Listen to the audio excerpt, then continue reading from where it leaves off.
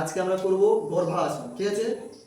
নিয়মটা কেমন করতে। তাহলে প্রথমে দুটো পাশ হয়ে যায়, পাশ হয়ে আমরা বসবে। প্রথমে আমরা পদ্মাসন করব নিয়ম করে।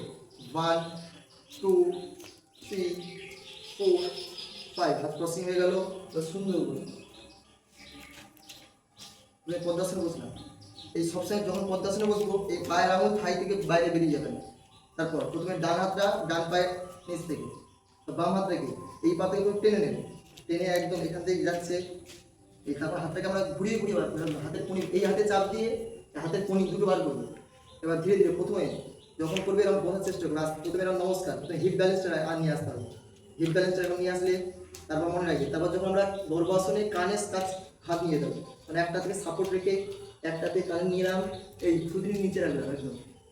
তারপর এই হাত থেকে ব্যালেন্স, এবার আস্তে আস্তে ব্যালেন্স দেখে ধীরে ধীরে নিয়ে যেতে হবে। মন শান্ত আর একদিকে তাকিয়ে দেখতে হবে।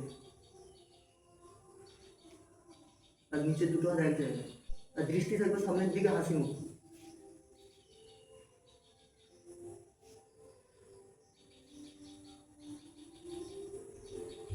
যখন ছাড়বো আস্তে আস্তে হাঁটু যেন না মাটিতে না পড়ে, আবার এই হাতটা ছাড়লাম।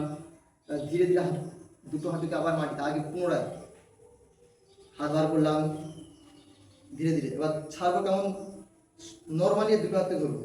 এই হাত দিয়ে এই পাটে সোজা করলাম, আবার এই হাতে আবার আগের মতো হাত ক্রসিং হয়ে গেল।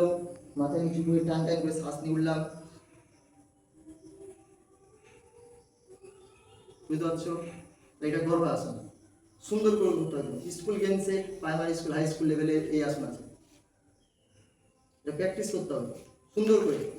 প্রথম যতটা করতে, তারপরে আরেকটু হবে, তারপরে আরেকটু হবে, করতে করতে ঠিক হবে। হবে গুড।